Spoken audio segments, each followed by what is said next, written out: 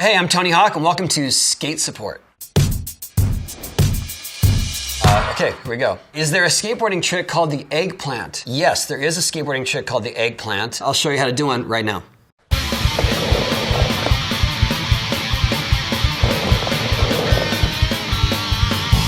Over there, I'm gonna do a regular hand plant, and then here I'll do an eggplant. Hopefully you can spot the difference. What we call hand plant or invert is done by using your front hand to grab the board on your toe side, and then using your trailing hand to actually stand on the coping, and that's how you balance. That's a hand plant.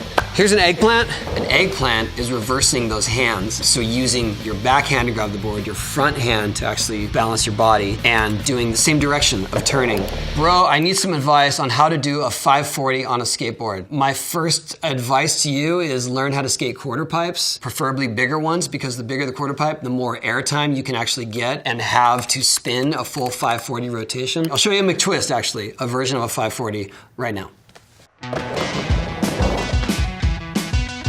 This is a 540 on vert. I'm gonna grab my board on my toe side, which we call mute, around my leg. We call it that tuck knee. And if you do a 540, grabbing this way, assuming you go upside down a little bit, that's a McTwist. It's one of the scariest things to learn because when you start to do it, you're blind to the landing for a half a rotation. And so you kind of gotta use the force. I don't know how else to explain it. So I would say just get used to that spin until you actually start to land it. Hey, Tony Hawk, can you please make another pro skater video game?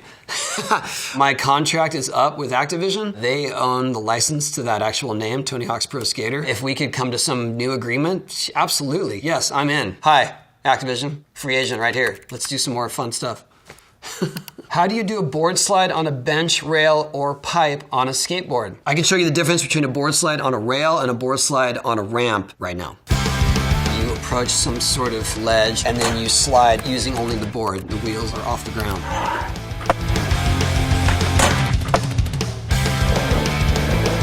This is what a board slide looks like on vert.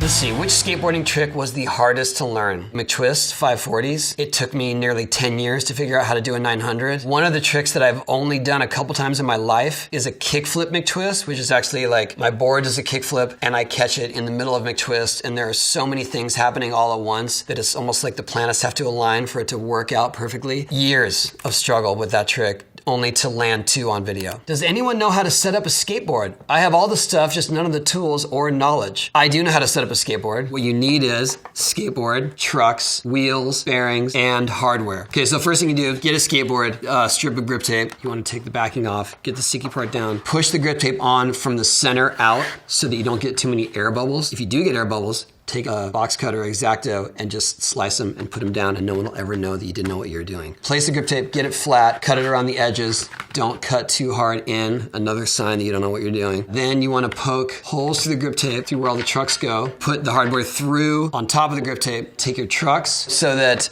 the kingpins are facing in. Next, you want to attach the wheels, and I'm going to give you my little handy tip for putting wheels on. You take two bearings. You've got the outer part of the bearing and the inner part of the bearing. Outer part is sealed. Put the inner part facing up, two bearings like this. Take your wheel, face down, put it on one bearing, turn it over, put it on the other bearing, put your spacer on, and that's it, and your wheel's already good to go. I give away my skateboards so much for auctions, for charities, and for people. I had to learn how to break in new skateboards constantly, and now that's more what I'm used to. Every other pro swears by their trucks and how they turn and will hold on to them at any cost. I give them away. This is a technical question. It says 3-flip. Is that the same as a tray flip? And how can you do a varial flip but not a kick flip? Isn't varial a shove-it kick flip? That is a loaded question. Okay, a 3-flip is a nickname for a 360 flip, also known as a tray flip. So yes, all of those are the same nomenclature. A kick flip is when you actually just flip your board all around, right? A 360 flip is when the board does a full 360 rotation and a kick flip. A varial flip is half that. So a varial flip is a 180 kick flip, and you end up with the board backwards.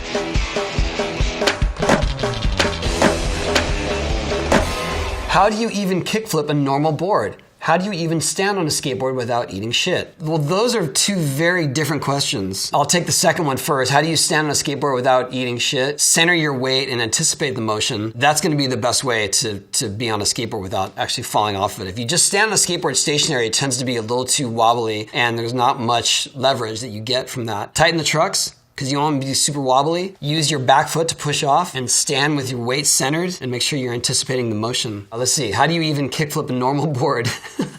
The idea of a kickflip is using your front foot to get the board flipping. So while you're sliding your front foot to level out your board, you actually slide it off of the edge of the board, and that gets it flipping. And the idea is you want it to be flipping while you're still going up, so you catch with your feet, and then you put it down. It should be that easy, but it's not.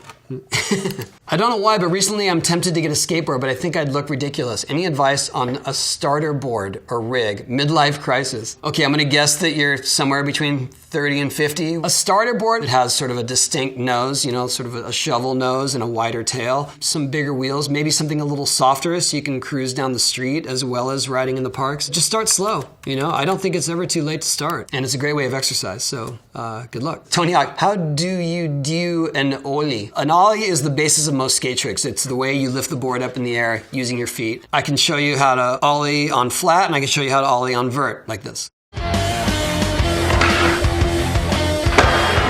Snap the tail, and then you slide your front foot simultaneously to bring the tail up. That's an ollie.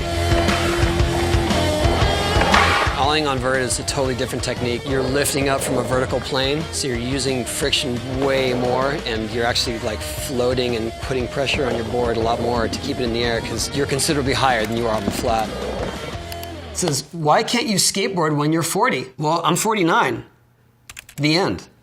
Oh, okay, this is a good one. It says, dude, you're the best. You have inspired me to skateboard. Please, I have one question. What was your first skateboarding trick? The first thing I ever learned on a skateboard where I felt like I learned a trick was going up a curb. I learned how to rock my board up a curb and then put my foot closer to the nose and actually lift my back wheels up to clear the curb. And I think that's what sparked my interest in getting to the skate park and learning tricks. I still love doing it.